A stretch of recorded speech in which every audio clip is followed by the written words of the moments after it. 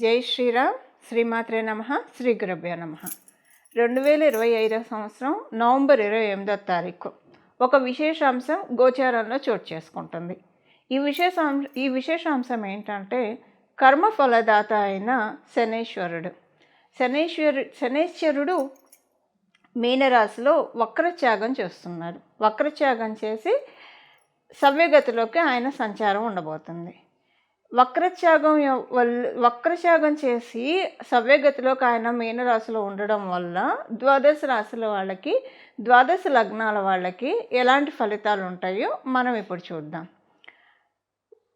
కాలపురుషుడు కుండలిలో ఆఖరిదైన మీనరాశి, ఇంకా దాని తర్వాత వచ్చేది మేషరాశి. సో ఈ 12వ స్థానంలో శనేశ్వరుడు వక్రగతి కావచ్చు, శనేశ్వరుడు సవ్యగతి కావచ్చు. ఈ రెండు కూడా చాలా మేజర్ రోల్ ప్లే చేస్తాయి ద్వాదశ రాశుల వాళ్ళకి, ద్వాదశ లగ్నాల వాళ్ళకి. ఈ ముఖ్య భూమిక ఏంటి, ఏ విషయాల్లో బాగుంటుంది, ఏదన్నా విషయాల్లో జాగ్రత్తల్ని సూచిస్తుందా, ఇవన్నీ కూడా మనం ఇప్పుడు ఒకసారి తెలుసుకుందాము.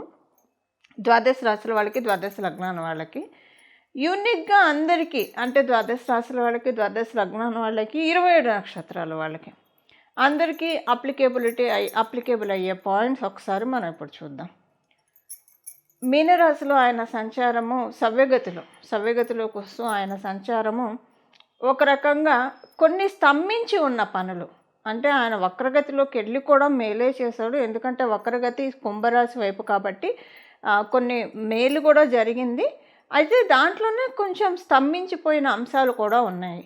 ఇప్పుడు మీ రాశి వాళ్ళకి, ద్వాదశ రాశుల వాళ్ళకి, ప్రతి ఒక్కరికేనండి ఈ గడిచిన శనేశ్వరుడు వక్రగతిలో ఉన్నప్పుడు ఏ విషయాల్లో అయితే స్తంభించినట్టు అనిపించడం. ఇప్పుడు కొన్నిసార్లు ఆర్థిక విషయాల్లో స్తంభించినట్టు అనిపించవచ్చు, లేదా కొన్నిసార్లు విదేశాలు వెళ్ళాలని ప్రయత్నం చేస్తుంటే అక్కడ స్తంభన, ఇలాగ రకరకాల ఏదో ఒక విషయంలో ఏదన్నా పని అనుకుంటే జరగకపోవడం, అలాంటిది ఏదన్నా జరగడము, అది ఇప్పుడు వక్రత్యాగం వల్ల ఈ స్తంభించిన విషయాలన్నీ కూడా అన్ఫ్రీజ్ అవుతాయి. ఫ్రీజ్ అయ్యి ఉన్న విషయాలన్నీ కూడా అన్ఫ్రీజ్ అవుతాయి. అన్ఫ్రీజ్ అయ్యి కాస్త కొంచెం ఒక వెసులుబాటు, కొంత మూమెంట్ వస్తుంది. అయితే శనేశ్వరుడు వక్రగతి లబ్ధి కూడా చేకూర్చింది. ఎందుకంటే కుంభరాశి కాబట్టి కొంతమందికి మనం చూసుకుంటే అంతకు ముందుతో కంపేర్ చేస్తే ఫైనాన్షియల్గా పురోభివృద్ధి కూడా డెఫినెట్గా చూసే ఉంటారు. అది ఏ రాశి వాళ్ళు చూసి ఉంటారు అనేది మీ రాశికి వచ్చినప్పుడు మనం మాట్లాడుకుందాం. ఇప్పుడు ఏంటంటే ఆయన వక్రగతిలో ఉన్నప్పుడు ఏవేవైతే మైనస్ ఉన్నాయో అవి సవ్యగతిలోకి వచ్చినప్పుడు ప్లస్ అవుతాయి. సింపుల్గా చెప్పాలంటే వక్రగతిలో ఉన్నప్పుడు ఏదైనా విషయంలో మైనస్ అవి ఉంటే అవి ఇప్పుడు ప్లస్ అవుతాయి. ఒక్కొక్క రాశి వాళ్ళకి, ఒక్కొక్క లగ్నం వాళ్ళకి ఏ విషయాల్లో మైనస్లు అయినాయి, ఇప్పుడు వాటిల్లో ఏవి ప్లస్గా టర్న్ అవ్వబోతున్నాయి. అలాగే మీనరాశిలో సవ్యగతిలో శనేశ్వరుడు సంచారం ఏదైనా శుభాంశనిస్తున్నా, జాగ్రత్తలను సూచిస్తున్నా, వీటికి చేసుకోవాల్సిన పరిహారము అవన్నీ కూడా ఇప్పుడు మనం తెలుసుకోవడానికి తెలుసుకుందాము. కర్కాటక రాశి, కర్కాటక లగ్నంలో పుట్టిన వాళ్ళకి శనేశ్వరుడు సవ్యగతి. శనేశ్వరుడి సవ్యగతి మీకు 9వ స్థానంలో జరుగుతుంది. 9వ స్థానంలో ఉన్న శనేశ్వరుడి సవ్యగతి మీకు ఎలాంటి ఫలితాన్ని ఇస్తుంది? అసలు ఆయన వక్రగతిలోకి ఆయన వెళ్ళినప్పుడు ఎలాంటి ఫలితాలను చూసారో ఒకసారి చూసి తర్వాత సవ్యగతిలోకి వచ్చినప్పుడు ఇప్పుడు ఏ ఫలితాలు ఉంటాయో మనం చూద్దాం. వక్రగతిలో ఆయన వెళ్ళేది కుంభరాశిలోకి కాబట్టి మంచిగా ఉంటుంది డెఫినెట్గా. కాకపోతే హెల్త్ ప్రాబ్లమ్స్ అయితే చూసి ఉండొచ్చు. ఈ గడిచిన 6 నెలల్లో హెల్త్ ప్రాబ్లమ్స్ కర్కాటక రాశిలో పుట్టిన వాళ్ళకి, కర్కాటక లగ్నంలో పుట్టిన వాళ్ళకి చూశారు. సడన్గా, అంటే మీరెంత ఆరోగ్యవంతులైనా అసలు మీకు ఇప్పటి వరకు జ్వరం అంటే తెలిసి ఉండకపోవచ్చు, ఇప్పుడు జ్వరం వచ్చి ఉండొచ్చు. జలుబు అంటే ఏంటో తెలిసి ఉండకపోవచ్చు, జలుబు చేసి ఉండొచ్చు. ఇలా ఏదైనా చిన్నది పెద్దదని కాదు, మీ జన్మజాతకాన్ని అనుసరించి హెల్త్ ఇష్యూస్ అయితే చూశారు. ఇది మైనస్ చూశారు, ఇది ఒక మైనస్ చూశారు మీరు కర్కాటక రాశి, కర్కాటక లగ్నంలో పుట్టిన వాళ్ళు. అలాగే ఒకవేళ మీకు కాకపోతే మీ ఇంట్లో వాళ్ళకి, ఒక్కోసారి మీకు మీ ఇంట్లో వాళ్ళకి కూడా కలిపి ఉండొచ్చు ఈ హెల్త్ ప్రాబ్లమ్స్. ఇది మీరు చూశారు. డెఫినెట్గా ఒక ఫైనాన్షియల్ ఫార్చ్యూన్ థింగ్ కూడా ఉంటుంది. అది మీ జన్మజాతకం బలాన్ని అనుసరించి ఆధారపడి ఉంటుంది. అది స్ట్రాంగ్గా జరిగిందా లేదా కొంచెం వీక్గా జరిగిందా, అసలైతే కొంత ఉంది. అండ్ ఈ శనీశ్వరుడు వక్రగతి నుంచి సవ్యగతి ఒక రకంగా ఏంటంటే మనము మొత్తం చెక్ చేసుకోవడం, మన అకౌంట్ని మొత్తం చెక్ చేసుకోవడం అనమాట. సో ఇప్పుడు ఏంటంటే ఆయన 8th to 9th హౌస్ వక్రగతి సవ్యగతి మొత్తము ఇప్పుడు 8th హౌస్ దుస్థానం అని చెప్తున్నారు జ్యోతిష శాస్త్రం. సో ఈ దుస్థానము లాంగ్విటీకి కూడా అదే ఆయుస్థానము. సో ఇంకా ఆయుస్థానం ఒక 8th హౌస్ నుంచే మనం నిర్ణయించే, ఇంకా అదర్ హౌసెస్ కూడా ఉంటాయి. కాకపోతే ఒక చెక్ చేశాడు శనేశ్వరుడు. చెక్ చేసి ఇప్పుడు వాటన్నిటినీ కూడా అంటే ఇప్పుడు ఒక ఆఫీసులో ఎవరైనా ఇన్స్పెక్షన్కి వస్తుంటే మొత్తం అంతా కూడా చెక్ చేసి ప్రాపర్ రికార్డ్స్ పెట్టినట్టు జన్మజాతకాన్ని అంతా వెరిఫై చేసి ఇప్పుడు ఆయన సవ్యగతిలోకి వచ్చాడు. అంటే కాలపురుషుడు కుండలిలో నుంచి అది 11th హౌస్ అయింది. మీ రాశి నుంచి చూస్తే అది 8th హౌస్ అవ్వడం వల్ల ఈ చెక్కింగ్ ఎందుకు చేశాడు, ఇప్పుడు శనేశ్వరుడు చెక్కింగ్ ఎందుకు చేశాడంటే మీకు కొన్ని మార్పులు ఇవ్వాలి ఆయన. ఈ మార్పులు అదృష్టం రూపంలో వస్తుంది. అంటే ఒక్కోసారి మార్పులు మనకి ఇష్టమైనవి ఉంటాయి. ఇప్పుడు మార్పు అంటే సహజంగా పెళ్ళి కాని వాళ్ళకి పెళ్ళి జరిగింది అనుకోండి, అదొక మార్పే, అది ఆనందంగా ఇన్వైట్ చేస్తారు. పిల్లలు కలగని వాళ్ళకి పిల్లలు పుట్టారంటే అదొక మార్పు, కానీ ఆనందంగా ఇన్వైట్ చేస్తాం. ఉద్యోగం లేని వాళ్ళకి ఉద్యోగం వచ్చినా, వ్యాపారం చేసిన వాళ్ళకి వ్యాపారం బాగా పెరిగితే ప్రాఫిట్స్ వస్తాయి. ఇవన్నీ కూడా మార్పులే. ఇవి మనం సంతోషంగా ఎంజాయ్ చేస్తాము. ఒక్కొక్కసారి మార్పులు ఎలా ఉంటాయంటే ఇష్టం లేని మార్పులు ఉంటాయి. మనకి ఇష్టం లేని సంఘటనలు, ఎవరికైనా ఇష్టం లేని సంఘటనలు చూస్తే అది కూడా ఒక మార్పే. కానీ ఇప్పుడు మంచి మార్పులు ఉంటాయి. నేను చెప్పేది ఏంటంటే మంచి మార్పులు చూస్తారు కర్కాటక రాశి, కర్కాటక లగ్నంలో పుట్టిన వాళ్ళు. ఎందుకంటే ఆయన మొత్తం చెక్ చేశాడు, ఇప్పుడు చెక్ చేసి ఫలితాలను ఇవ్వబోతున్నాడు. ఈ మంచి మార్పులు ఎంత బాగుంటాయి, దీనికి ఒక లిమిట్ లేదు. లిమిట్లెస్ మార్పులు అయితే డెఫినెట్గా ఉంటాయి. అది ఇంత ఉంటుందా, ఇంత ఉంటుందా, ఇంత ఉంటుందా, ఇంత ఉంటుందా, లేదా కొండంత ఉంటుందా అన్నది మీ జన్మజాతకాన్ని బట్టి ఆధారపడి ఉంటుంది. అలాగే మీరు చేసిన అంటే గడిచిన రోజుల్లో మీరు చేసిన కర్మను బట్టి కూడా ఆధారపడి ఉంటుంది. కర్మ అంటే సపోజ్ మీకు బాగా హెల్పింగ్ నేచర్ ఉంది, చాలామందికి హెల్ప్ చేశారు. సో డెఫినెట్గా ఇక్కడ శనేశ్వరుడు ఫైనాన్షియల్గా మంచి మార్పుల్ని ఇస్తాడు. ఒకవేళ హెల్పింగ్ నేచర్ హెల్ప్ ఎవరికి చేయకపోయినా మీ పని మీరు బాగా మీ ఎఫర్ట్ పెట్టి మీ జీవితం కోసం మీరు ఏం చేయాలో అవన్నీ కూడా మీరు బాగా ఎఫర్ట్ పెట్టి హార్డ్ వర్క్ చేస్తున్న వాళ్ళైనా కూడా ఆయన ఫలితాన్ని ఇస్తాడు.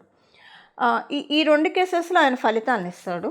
అలాగే ఒక్కొక్కసారి మీకు తెలియకుండా ఏదైనా దోషాలు చేస్తే అప్పుడు ఫలితం తగ్గుతుంది. మీకు తెలియకుండా ఏమైనా మిస్టేక్స్ చేసి ఉంటే ప్రత్యక్షంగా కావచ్చు, పరోక్షంగా కావచ్చు, మీ వల్ల ఎవరైనా సఫర్ అయ్యి ఉంటే, ఓకే, డైరెక్ట్గా కావచ్చు, ఇండైరెక్ట్గా కావచ్చు, అప్పుడు ఏంటంటే మీకు ఇచ్చే ఈ ట్రాన్స్ఫర్మేషన్స్ తగ్గించి ఇస్తాడు ఆయన. సో పరోక్షంగా మీకు తెలియకుండా జరిగిందనుకోండి, అప్పుడు మీరు బాధ్యులు కాదు. ఓకే, ఎప్పుడైనా ఒక్కసారి పరోక్షంగా కూడా జరిగి ఉండవచ్చు. అప్పుడు ఏంటంటే దాన్ని మాఫీ చేస్తాడు, ఇంకొకసారి అలాంటిది చూడకుండా చేస్తాడు. తెలిసి ఏదైనా మిస్టేక్, తెలిసి ఏదైనా ఎవరైనా బాధ పెట్టి ఉన్నా, ఏదైనా జరిగి ఉంటే కనుక కొంచెం యోగం తగ్గుతుంది. సో ఇలాగ ఈ పర్వ్యూలో ఉంటుంది. బట్ మ్యాక్సిమం మంచి చేంజెసే చూస్తారు. అది కూడా మీకు గురుబలం ఉందనుకోండి, ఇక మీరు ఒక డెఫినెట్గా మంచి రిజల్ట్స్, అంటే ఒక టర్నింగ్ పాయింట్, ఒక ట్విస్ట్ అనమాట, డెఫినెట్గా చూస్తారు. మంచి ట్విస్ట్ చూస్తారు. ఇలాంటి ట్విస్టులు కదా లైఫ్లో రావాల్సింది. ఒక రకంగా చెప్పాలంటే ఈ కమింగ్ డౌన్ ద లైన్, ఇప్పుడు మనం తెలుసుకునే ఫలితాలు డౌన్ ద లైన్ 1 yearకి ఉంటాయి. ఇక్కడి నుంచి ఒక మైల్ స్టోన్గా మీకు మీరు అనుకుంటారు, ఇది ఒక మైల్ స్టోన్, నేను అచీవ్ అయిన మైల్ స్టోన్. ఇక్కడి నుంచి ఇంకొక మైల్ స్టోన్స్ సెట్ చేసుకునే కాన్ఫిడెన్స్ కూడా శని మహారాజే కలిగిస్తాడు. డెఫినెట్గా ఒక మైల్ స్టోన్ ఇవ్వబోతున్నాడు. ఇది అంటే మళ్ళీ మీ జన్మజాతకాన్ని అనుసరించి ఆధారపడి ఉంటుంది. బట్ మార్పు అయితే చూస్తారు, కొంచెమైనా సరే మార్పు చూస్తారు. ఈ కమింగ్ అంటే 9వ స్థానంలో ఆయన సంచారం కాబట్టి, అది కూడా గురు భగవానుడు రాసి అవ్వడం వల్ల మంచి అదృష్టకరమైన సంఘటనలు చూస్తారు. అది ఎంత మోతాదులో ఉంది అది అన్నది మీ జన్మజాతకాన్ని అనుసరించి ఆధారపడి ఉంటుంది. బట్ ఎవరి లెవెల్లో వాళ్ళు ఒక గుడ్ థింగ్స్ అయితే చూస్తారు. అది మళ్ళీ మీ వ్యాలెట్‌ని బట్టి ఉంటుంది. మనం పైనుంచి ఎంత వ్యాలెట్ తెచ్చుకున్నామో అంతే మనం ఫిల్ చేసుకోగలుగుతాం. పర్స్ ఎంత తెచ్చుకున్నామో అంతే మనం ఫిల్ చేసుకోగలుగుతాం. అది ఒకవేళ ఒక్కొక్కసారి రావచ్చు. అంటే మన పర్స్ ఎంతుందంటే అదే మనకి సేవింగ్స్, మనకు అక్కరకొచ్చేది. మనం తెచ్చుకున్న వ్యాలెట్టే మనకి సేవింగ్స్, మనకు అక్కరకొచ్చేది. అలా కాకుండా డబ్బులు కూడా వస్తాయి ఒక్కొక్కసారి. అవి అనవసరమైన ఖర్చులకు వెళ్ళిపోతాయి. అరే అప్పుడు అనుకుంటూ ఉంటారు కదా, ఈ టైంలో మాకు బాగా డబ్బులు వచ్చాయండి, కానీ అసలు అన్నీ అలా అలా అలా ఖర్చు అయిపోయినాయి, ఏది సేవింగ్స్ చేసుకోలేకపోయాం. మన చుట్టూ ఉన్న వాళ్ళని చూస్తూ ఉంటాం కదా. సో మనకి ఎంత ఇన్కమ్ వచ్చింది అన్న దానికంటే మనం పైనుంచి ఎంత పర్సు తెచ్చుకున్నాము అన్నది ఇంపార్టెంట్. దాన్ని బట్టే మనము సేవింగ్స్ చేసుకోగలుగుతాము. ఆ పర్సు నిండా డబ్బులు ఇస్తాడో మనకి అక్కడికి వస్తాయి, టైంకి యూజ్ అవుతాయి, ప్రశాంతంగా మన జీవితాన్ని మనం జీవించవచ్చు. సో మీ జన్మ జాతకాన్ని అనుసరించి మీరు ఎంత వ్యాలెట్ తెచ్చుకున్నారో దానికి తగ్గట్టు, అంటే ఇదొక ఫైనాన్షియల్గానే ఉండాలని ఉండదు, కొంతమందికి ఫైనాన్షియల్గానే ఉండాలని ఉండదు. మీ జన్మ జాతకాన్ని అనుసరించి ఇప్పుడు మీకు ఏదైతే కోరిక ఉందో అలాంటి కోరికలు, ఇప్పుడు సపోజ్ వివాహం కాని వాళ్ళకి మంచి కళత్ర యోగం ఉంటుంది. అలాగే సంతానం కోరుకునే వాళ్ళకి, సంతాన అభివృద్ధి కోసం చూసే వాళ్ళకి, లేదా ఫైనాన్షియల్ వెల్బీయింగ్ కోసం చూసే వాళ్ళకి ఫైనాన్షియల్, మీరు దేనికోసం అయితే ఎక్కువగా శ్రమిస్తున్నారు అది అవుతుంది. అండ్ మీకు మనసులో ఎక్కువ అంటే ఫైనాన్షియల్గా అప్గ్రేడ్ అవ్వాలని అనుకుని ఉంటే డెఫినెట్గా అది అవుతుంది. సో ఏదైనా ధర్మబద్ధమైన ప్రతి కోరిక కూడా ఆయన నెరవేర్చే తీరుతాడు ఇప్పుడు ఉన్న ఈ సవ్యగతిలో ఉన్న సమయంలో. ఇది కర్కాటక రాశి, కర్కాటక లగ్నంలో పుట్టిన వాళ్ళకి. ఇప్పుడు పరిహారం మనం చూద్దాం. శనీశ్వరుడు సవ్యగతిలోకి వచ్చినప్పుడు చేసుకోవాల్సిన పరిహారం, ద్వాదశ రాశుల వాళ్ళు, ద్వాదశ లగ్నాల వాళ్ళు, వీళ్ళందరూ కూడా చేసుకోవాల్సిన పరిహారం ఇప్పుడు మనం చూద్దాం. ప్రతిరోజు కూడా ఇక్కడి నుంచి మొదలుకొని ఇదేంటంటే ఒక చాలా మంచి టైం అని మనం భావించాలి. ఇంకా ఆయన మేషరాశికి వెళ్ళే లోపల మీనరాశిలో ఉన్న ఈ పీరియడ్ ఏదైతే ఉందో ఈ పీరియడ్ని సద్వినియోగం చేసుకోవాలి. దేనికి సద్వినియోగం చేసుకోవాలి? మామూలుగానే 12వ స్థానం అంటే జ్యోతిష శాస్త్రం మోక్షస్థానం అని చెప్తుంది.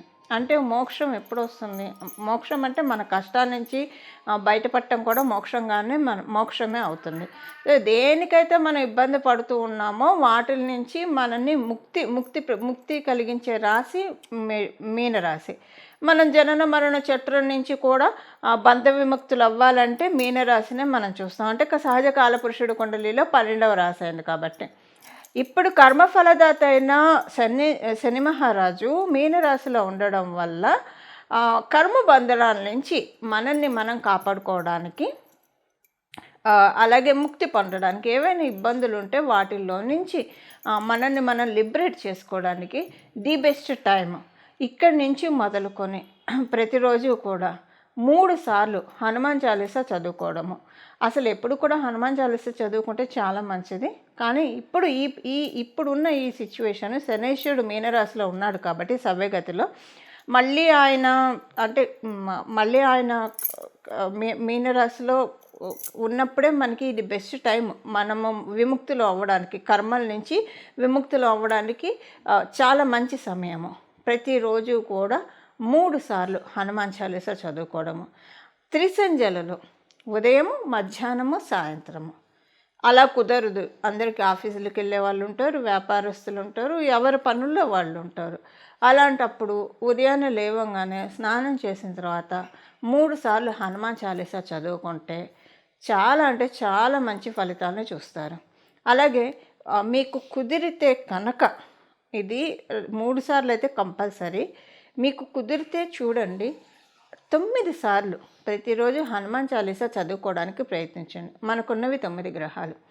సో 9 గ్రహాలు ఒక్కొక్క గ్రహానికి ఒక్కొక్కసారి చప్పున మనం భావిస్తూ 9 సార్లు కనుక ప్రతిరోజు హనుమాన్ చాలీసా ఎవరైతే పారాయణం చేస్తారో వాళ్ళకి సంజీవిని పర్వతాన్ని మన గుమ్మం ముందు తెచ్చిపెడతాడు హనుమంతుడు.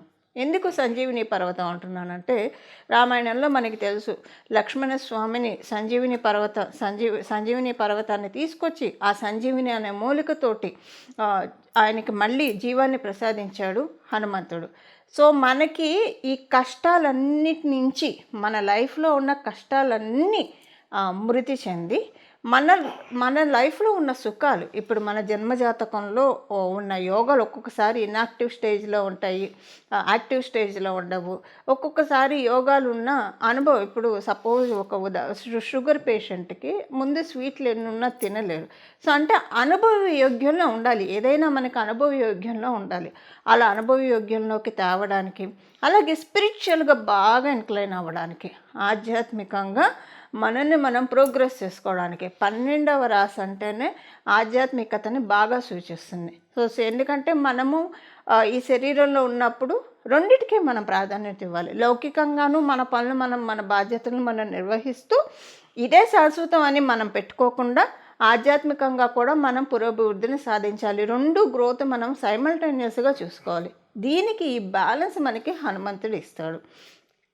కష్టాలన్నిటినీ ఆయన తోకతోటి జాడించి కొట్టి అవతల పడేస్తాడు. 9 సార్లు రోజు హనుమాన్ చాలీసా చదువుకోవడం వల్ల అలాగే జీవం పోస్తాడు. అనారోగ్యవంతులకి ఆరోగ్యము, అలాగే మనకి ఏ సమస్యలు ఉంటే ఫైనాన్షియల్గా ఇబ్బందులు ఉంటే జీవం పోస్తాడు. అందుకే అన్నాను సింపుల్గా సంజీవిని పర్వతాన్ని మనకు అందిస్తాడు. ప్రతిరోజు 9 సార్లు హనుమాన్ చాలీసా చదువుకొని అసలు మీరు చూడండి, ప్రతిరోజు 9 సార్లు కొంచెం కుదుర్చుకొని చూడండి.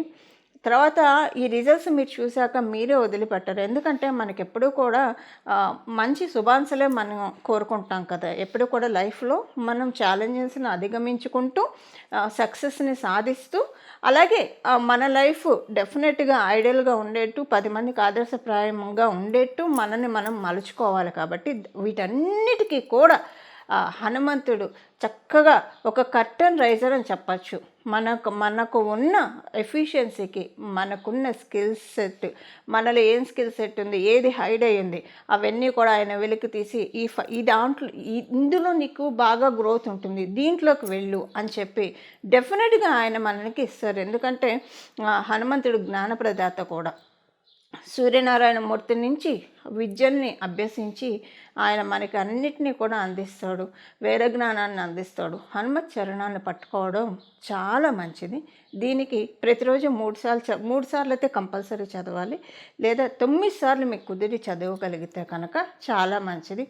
3 సార్లు చదవలేని వాళ్ళు వినడానికి ప్రయత్నించండి. 3 సార్లు అయినా 9 సార్లు అయినా, కానీ శ్రద్ధ పెట్టి వినాలి, శ్రద్ధగా వినాలి. అలాగా చదవడం, వినడము కుదిరితే ప్రతిరోజు కూడా భజే వాయుపుత్రం, భజే వాయుపుత్రం, భజే వాయుపుత్రం, భజే వాయుపుత్రం, భజే వాయుపుత్రం అని హనుమంతుడిని స్మరిస్తూ ఉంటే కనుక సన్మంగళాలు. హనుమంతుడు మంగళప్రదుడు.